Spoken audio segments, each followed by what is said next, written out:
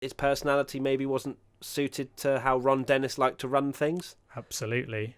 From the way it was going with McLaren, and it was just not looking great, not looking promising, a change was needed. Hello everybody, welcome back to the WTF1 podcast. It's That Time When edition, and today we are talking about that time when Lewis Hamilton left McLaren for Mercedes. Big one. A lot of people didn't think it was the right move. Let's talk about that very shortly. First, my name's Matt. We have Mr. Tom Bellingham, the WTF1 founder, and Katie Fairman, our new resident WTF1 editor and WTF1 podcast attendee. How are we both? Very good. Yeah, great, thank you. Lovely. Oh, you're all lovely. Everyone. I always ask how people are, but no one asks how I am. Oh, what a How are you, shame. Matt? Yeah. Anyway, carry on. Carry on. I'm doing fine. Right, let's start with Lewis Hamilton's very early days, which were at McLaren. He was first approached by Ron Dennis when he was just 10 years old and signed by McLaren when he was 13. So I feel like a lot of the reason why people don't actually think that he not deserves it, but he didn't have that same Fernando Alonso-esque starting at Minardi, did he? But he was picked up very early. Yeah, he was strange. It was a weird one because he was approached by he approached Ron Dennis, who was the big boss at McLaren, at a karting event and asked Ron Dennis for an autograph and cheekily said, one day I'm going to be driving one of your cars.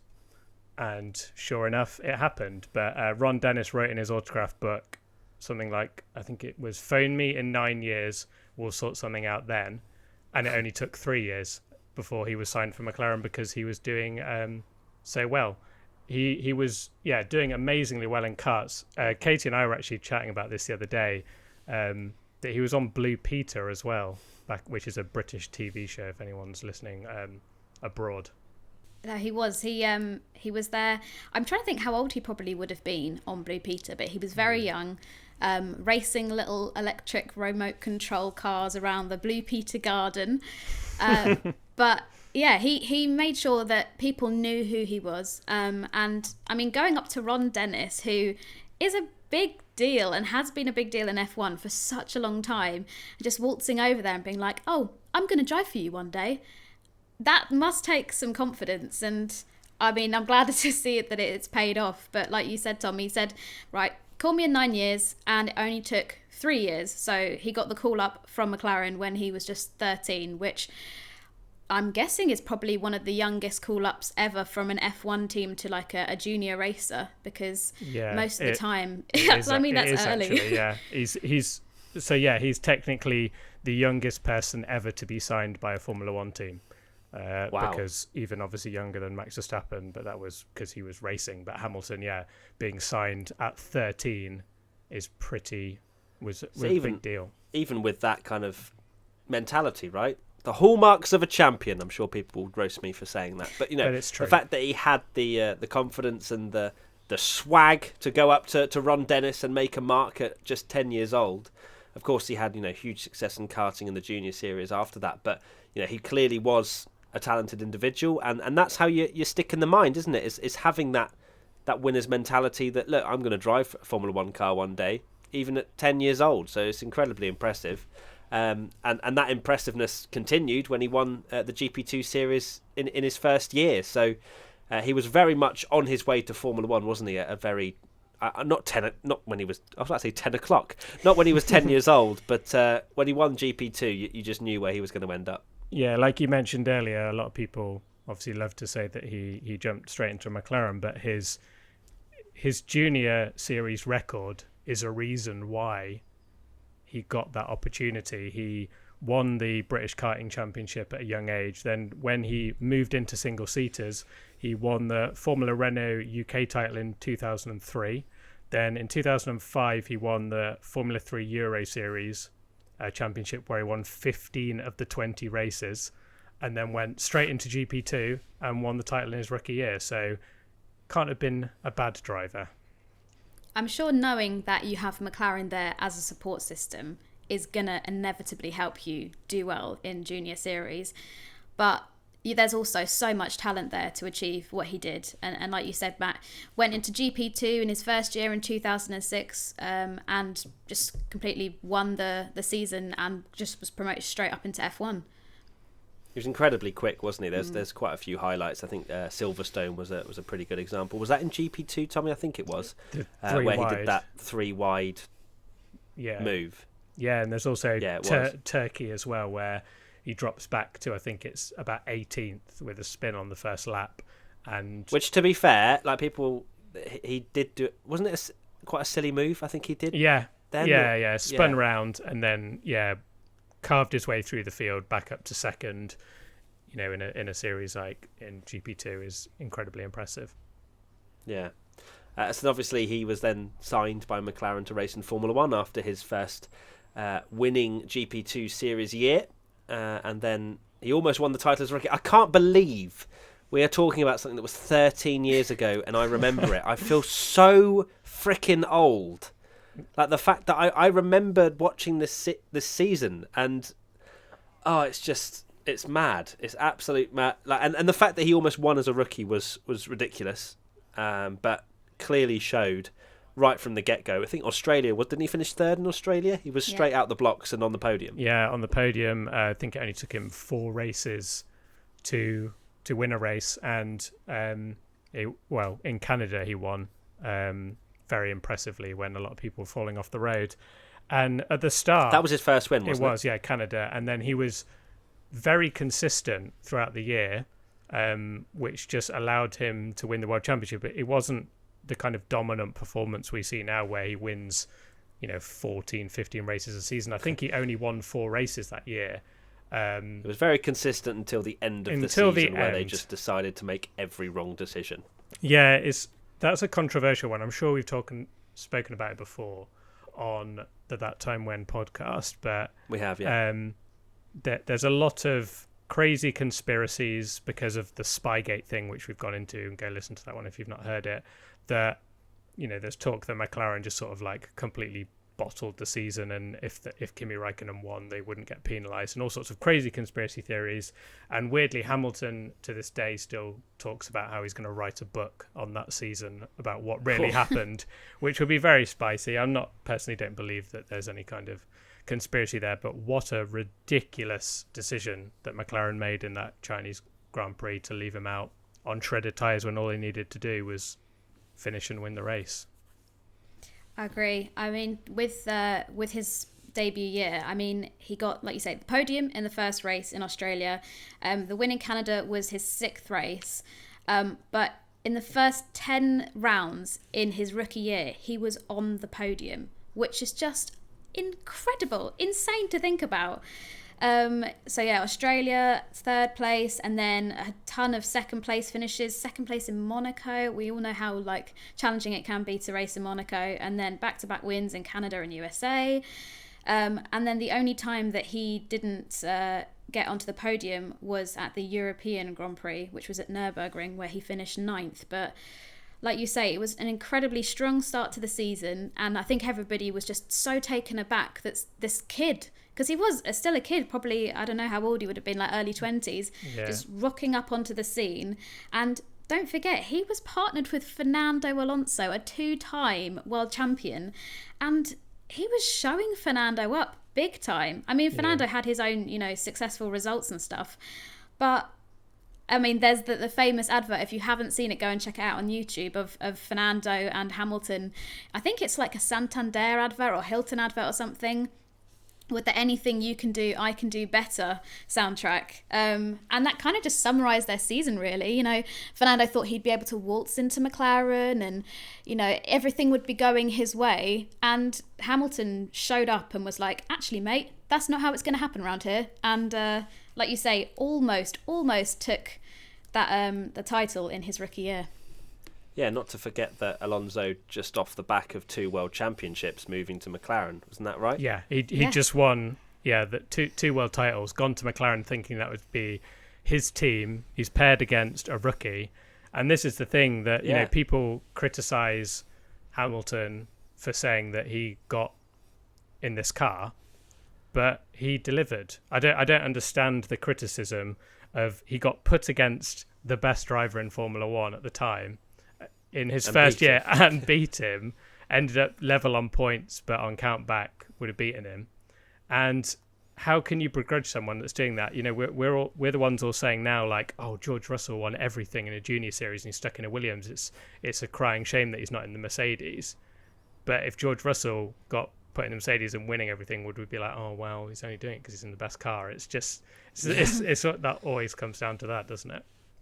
You need to have that zero to hero story, don't you, in Formula One? Otherwise, you apparently didn't deserve any of your success. But then I guess Hamilton's zero to hero story came from the fact that we didn't really go into it at the time, speaking about it earlier. But his dad having sort of like 4 jobs and things to kart when he came from like quite a poor background, which is very rare in Formula One even nowadays. Yeah, absolutely. And obviously we move over to the next year, which was 2008. Where he did win the title, and obviously in the craziest of fashions ever is that Glock moment. For those of you that aren't aware, I'm sure there are a few that probably haven't watched it. Go and watch the 2008 Brazilian Grand Prix. You will not regret it. But of course, it was a wet track, and Glock was struggling on the final lap, and then Hamilton got through, and it's probably one of the craziest title deciders ever in Formula One history. And actually, I remember, we won't go off it too much, the topic, but I want to just say my story where I was actually working a Sunday job, 6 till 9, at Londis. Other supermarkets are available, and I was taping it, recording it, and I couldn't wait for 9 o'clock because I think I had to stop halfway through to go and do work, and it was just the worst thing ever because obviously it was the title decider. And absolutely fine, work at Londis, whatever. I didn't talk to anybody when I was on the till, and yet someone came in, buzzing, and I was like, they're laughing away, and I was like, you good? It's like, yeah, Hamilton just won the championship. Oh no! Oh shoot! Oh no, that's so gutting. Mate, I was paid £5 an hour. It was not worth it. No, that was the most crazy end, like you say, to a race ever. And I can't. No one could imagine what it's like to witness the championship going down to not only the wire but literally the final lap. If that was the final proper corner. The final corner, yeah. If that was a movie that Michael Bay made about Formula One, we'd all be going, that's absolutely ridiculous. That never happens. And the thing is, even though I knew the result, I still didn't believe him. I was like, hold on. No, but Hamilton's not in a championship winning position. He hasn't won. The guy's clearly got it wrong. Yeah. And then obviously he got through on the last corner. I was like, what? Crazy. I mean, we do have to take a moment, though, to think back to the footage in the Ferrari garage, which, I mean, every time I close my eyes, the scene of Massa's family celebrating and then realising that he hadn't won the title, it plays over in my mind. I'd probably take it to the grave with me. It's one of the most heartbreaking things I think I've ever seen in F1. But then also skip to the McLaren garage and seeing the elation from everybody there when they realise that Hamilton has done it. Like you say, you couldn't write it. It's just an amazing moment, and one of those things that it really makes you realise why we all do this, why we all love F1 so much, is for moments like that. I'm sorry, one of the most heartbreaking moments has to be Schumi pole at Monaco, but he was stripped because he had a 5-place penalty, whatever. But yeah, I completely agree. It was a sad sight to see, and I'm sure Massa, it probably haunts him a lot because I'm sure he thought that he'd won the title as well. He was kind of hesitantly celebrating, wasn't he, when he came over the line? But he thought he'd done enough, and it's such a shame for him. But we move on because that's not exactly what we're talking about. We're talking about the transition to Mercedes, but we're getting there as Hamilton continues to race with McLaren. He won plenty of races, but no title. But this again kind of showed Hamilton's talent was the fact that he has won in every single year he's ever raced, and he had a dreadful car in 2009. People seem to think that he's always had a really good car, but 2009 was one of those years where it just didn't work. Yeah, it was 2009. If you look back at anyone's sort of driver of the year ratings and stuff, Lewis Hamilton is number one on a lot of them in that year because he just showed that 2009 the car was absolutely woeful. He, like you say, he even won in that car, and his teammate Heikki Kovalainen, who according to AWS is the 8th fastest Formula One driver of all time, qualifier, sorry, never achieved anything better than a 4th place all year. And Hamilton, by the end of the season, Hamilton was consistently one of the best in the sport. He could have got another win in Abu Dhabi that year, but his car conked out. And yeah, just a really impressive year. And he went on to be in McLaren, you know, having those like near misses, unfortunately, because after 2008, we saw a video recently that we shared where, you know, they're talking to Michael Schumacher going, what, you know, is Hamilton going to beat your record? And that was after 2008. If you think that he'd not only almost won in his rookie year, won in his second year, everyone's thinking, how many titles is this guy going to get? But then, weirdly, it took a long time for him to get another one. It did. I mean, in 2009 and 2011, he had his worst ever finishes in the World Drivers' Championship, which was 5th. I mean, I wouldn't be too unhappy if I had finished 5th, and that was my worst ever result in the career that Hamilton has had. Yeah. Well, that's why, Katie, you're not a 7-time nearly world champion. This is true.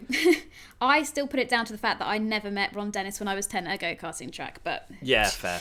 Exactly. But 2009 started off bad anyway because Hamilton was given a disqualification at the Australian Grand Prix. Basically, passed somebody under the safety car, and McLaren were thought to have misled stewards after the race in the evidence that they gave. So, I mean, 2009 started off as a shocking year and pretty much just went from there. Like you say, the 2 wins in Hungary and then Singapore were sort of the only good things that really happened to him that year. Not ideal for him, and it didn't really get much better from there, to be honest. Oh, poor. My heart bleeds for Lewis Hamilton. I know. He could have won the title in 2010 and 2012 if things had gone better. Isn't that right, Tommy? Yeah, he was close. 2010, you think of it as being a title decided between Alonso and Vettel, but that year was when Hamilton was actually in the title fight down to the wire. Last race, wasn't it? Yeah. There was 4 of them.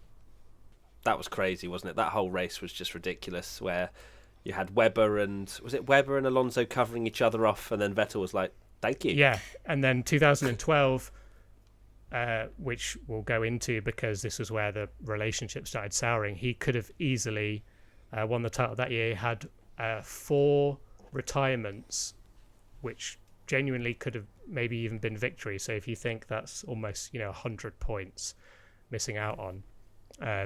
If things had gone better, McLaren had a good car in 2012, but just had poor reliability and some bad strategy calls. So could have easily won it there, and imagine he'd be on 10, 11 titles by now, which would be mad. That's ridiculous to think, isn't it? And I guess that was probably the reason, was that the pace was there and the performance was there, but unfortunately the reliability wasn't with McLaren, and that's kind of where Hamilton's relationship seemed to get a bit worse with the team.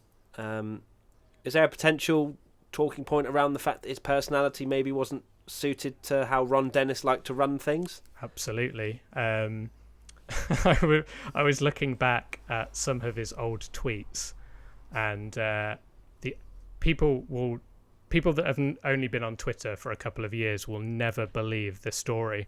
But Lewis Hamilton back in 2011 was on Twitter, and his Twitter name was @IamLewisForReal. And his Twitter bio was like something along the lines of "I'm close to my boys," and I remember he was causing a bit of a stir on Twitter. There was obviously the famous example where he tweeted his telemetry out during a race, which was very controversial. Great insight. Yeah, which McLaren weren't very happy about, and he was very sort of just put it all out there on Twitter. I remember him tweeting something along the lines of, "To all my haters, I don't give an F," but wrote it out, which wasn't very McLaren back then. If you haven't been following F1 for a very long time, McLaren used to be so different to what they are now. No way would they be allowing Lando to do what he's doing now if Ron Dennis was still in charge. They were super corporate, super professional, seemed to have no lightheartedness about them at all, to the point where even when Alonso joined, he shaved his beard and his hair had short back and sides, and then as soon as he fell out with them, he grew his hair back just to annoy Ron Dennis. But yeah, I remember being a bit of a disgruntled Hamilton fan at this point, wishing he'd leave McLaren, I actually found an old tweet of mine, which is always controversial, from 2011, where I wrote, "Hamilton, please leave McLaren ASAP." So wow, look at you. Maybe he saw your tweet and thought, maybe he did. Yeah. But he was not happy. It didn't suit his personality at all. No, I mean with Twitter as well. Do you remember when he had that big beef with Jenson Button, and he was like, "Oh mate, I can't believe you've unfollowed me on Twitter. That's so petty. I thought we were closer than that." And then Jenson replied and said, "I was never following you in the first place, Lewis. Like, basically, keep your knickers on, mate." But I completely agree with what you said about Ron Dennis. Hamilton, I think he spoke to Karun Chandok on Sky Sports a few weeks ago, saying how when he went into McLaren, he basically had to just strip away all of his layers of his personality, from the way he dressed to the way he, I say spoke, but, things like that. He had to change so much. And it's been commented by so many people that Ron Dennis, almost like a villain in a Bond film or something like that, because everything had to be so perfect. If you listen to Mark Priestley's book, or read Mark Priestley's book, he says how it's almost like the McLaren Technology Centre was like a spaceship. Everything had to be perfect before they went home, and Ron sounded like he had some sort of OCD as well. So much so that Fernando Alonso, apparently, this is a story that goes around, that beforehand, if you went and ate something, you'd have to eat it with like a knife and fork when you were having a meeting and Ron was present, because he just didn't like mess anywhere. And apparently Fernando went into this meeting with Ron with the juiciest peach that he could find, and he sat there and he ate into this peach, and it was spewing juices everywhere, just to like annoy Ron, to prove a point. And so I'm guessing with Hamilton's personality that he's, quite a cheeky chappy, isn't he? That just didn't gel with McLaren. That's such an interesting story, and you wonder why Alonso didn't stay at McLaren. But also, that is it's clear to see that Hamilton just didn't mix well with Ron Dennis's philosophy. And it's you look at McLaren now and you think, wow, how different are they? They've got Lando Norris and Carlos Sainz having jokes all the time. You can tell that it's not Dennis in charge anymore, can't you? Absolutely. It's crazy. I even remember when Hamilton got a tattoo, it was like this crazy thing in Formula One. Like, oh my God, he's got a tattoo. McLaren, this is mad.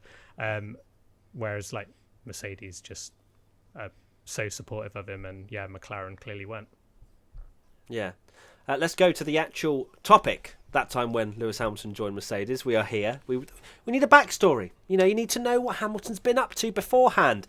But then, September 2012, Lewis Hamilton announces he's joining Mercedes. Now, I remember this really well, just purely for the fact everybody, well, not everybody, but the majority of people thought he was moving just for the money, and that was it. McLaren were in a good spot. They were still winning races. Hamilton had won a race every single year in his career.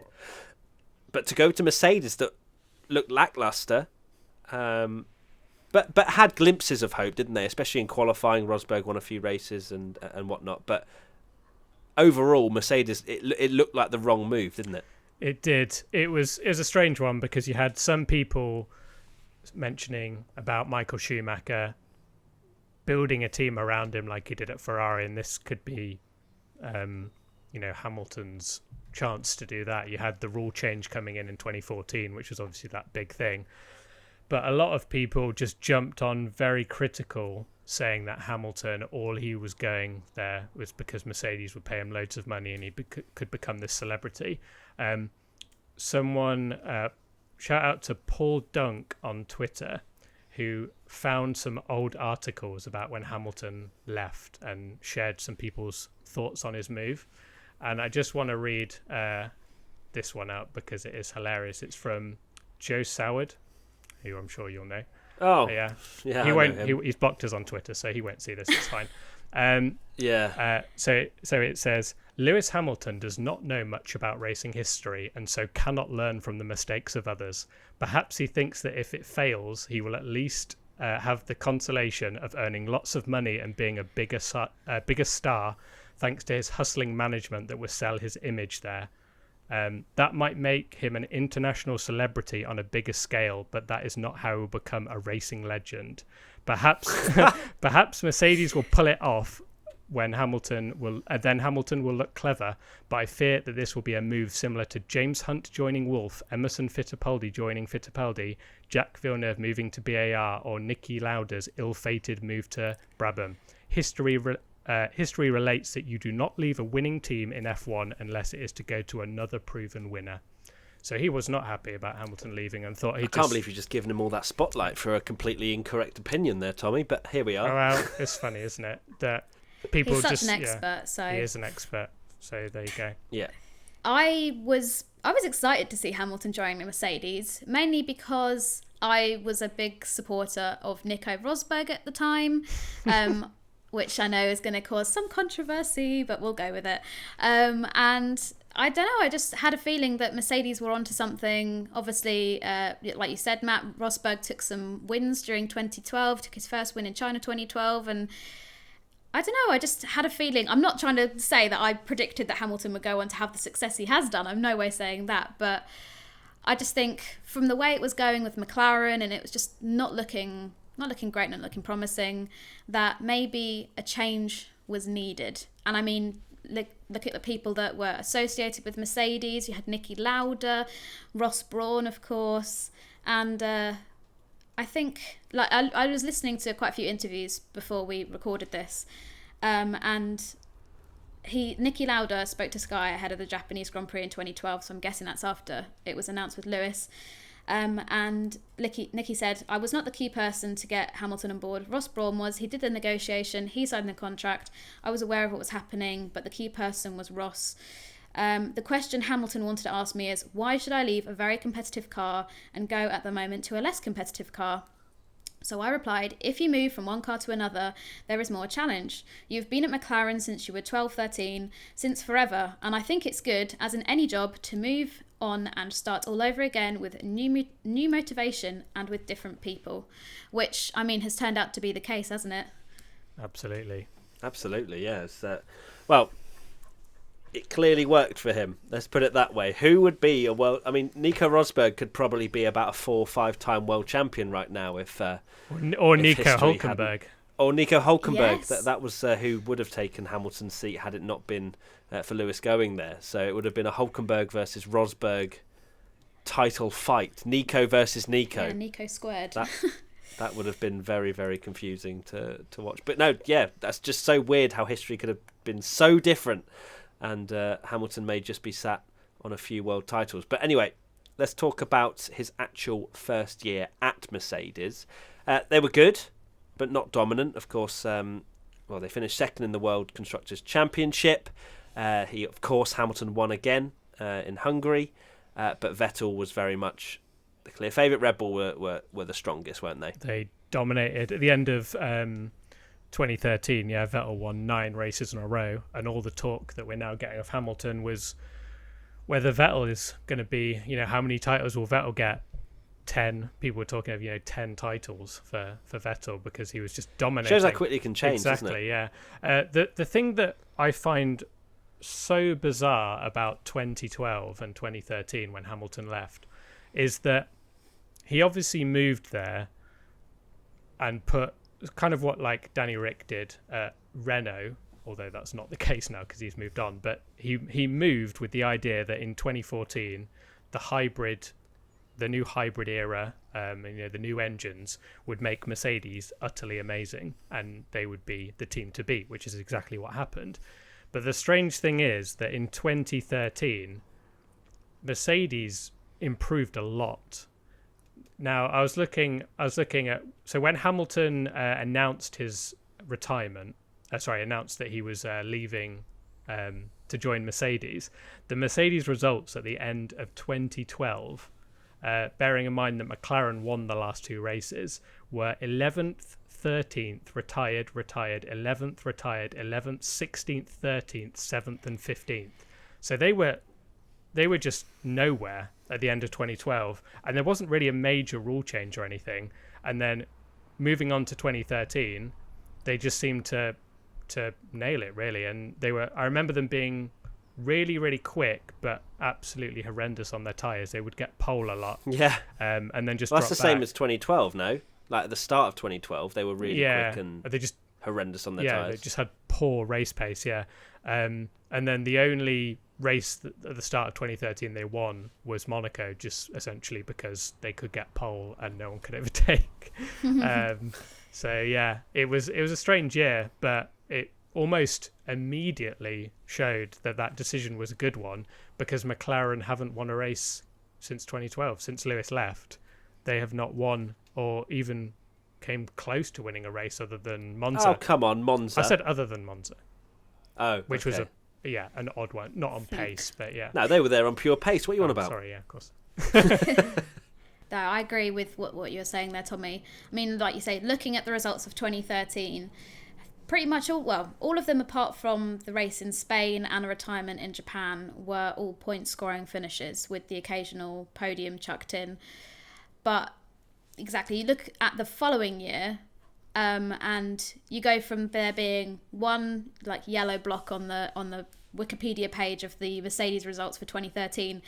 Fast forward to 2014, and like the whole row is yellow just because of the amount of wins that Hamilton begun to pick up, and it just pretty much stays from there. Like if you're looking at the Wikipedia page, it's just all yellow on Hamilton's section because he just made the right call, didn't he? And Mercedes have just been so incredibly dominant. Yeah, I think it's all down to Michael Schumacher and the foundations that he laid at Mercedes. Mm-hmm. No one else really did anything to contribute. None of the mechanics. Schumi all the way. Yeah, mechanics didn't do anything. It was all Schumi. No. Schumi literally built the car. But anyway, 2014, as Katie said, from there on, in the hybrid era, Mercedes have won every single title. Hamilton's broken pretty much every record bar one, which will be matched this year. And the final question, I guess, to everybody watching, and be sure to get involved in the comment section and give us a like as well, of course, is how many wins will Hamilton end up on? And I'll ask you guys as well. For me, I think it will be 120. What do you think, Tommy? Yeah, I predicted about 124, I think. If that would make it 9 world titles, maybe? Yeah, if he 8? Stays next year and maybe 9? Stays for 1 year in 2020, I'm predicting, probably about 2020. 2022. Yeah, I can see him. Will he stay to the end of the season, Tommy? Is his career over? Okay, so 124 for you, Tommy. What do you predict, Katie? I'm thinking about the same ballpark. I mean, 23 is my lucky number, so I'm just going to be annoying and go 123. And then wow, we're so in the same region. That's mad. Amazing. This is when he retired. Like, we released this and he's like, I quit. And we're like, oh, well, it's out the window. Well, that means I win because I'm closest. So, damn it! Wow, we actually agreed on something, unlike A, B, C, D, E, F, 1. Yeah, it's strange looking back, isn't it? Looking back at that sort of middle era at McLaren, where Hamilton almost it was almost becoming a nearly man. And if you think that when Vettel was winning 4 titles, when he'd won his 4th title in a row, and Hamilton had only won 1, we'd be here saying he's going to get 124 wins. You'd have laughed your head off, wouldn't you? But here we are, and it's looking like the dominance is not going to end anytime soon. Not at all. Katie, final thoughts? I'm looking forward to recording a podcast in 5 years' time when we go that time when Lewis Hamilton went from Mercedes to Ferrari. Which, no, I'm not calling that. I'm only joking. That's not happening. No. You're trying to be an Eddie Jordan. And yeah. Cool. Imagine that we do a podcast in 5 years' time and Hamilton's still on 6 world titles, and we're looking at how he didn't win the title in 2020. Oh dear. Imagine. I mean, to be fair, Hamilton could probably not turn up for the rest of the season, and Bottas still wouldn't win the title. But that's for another discussion. Yeah. Oh, that's a spicy take to leave it on. That time when Bottas won the title. Imagine. Anyway, thank you so much for watching and listening, everybody. That time when has returned. If you enjoy the series, let us know. #WTF1 podcast for any suggestions, ideas for future topics of conversation. Thank you to Tommy. Thank you to Katie. And we will end it there. Thank you so much, everybody. And we'll see you soon for another video. Bye. Bye. Waving. Waving. Sorry, I stopped waving. You weren't waving? No, I stopped. Ow, I just hit my head.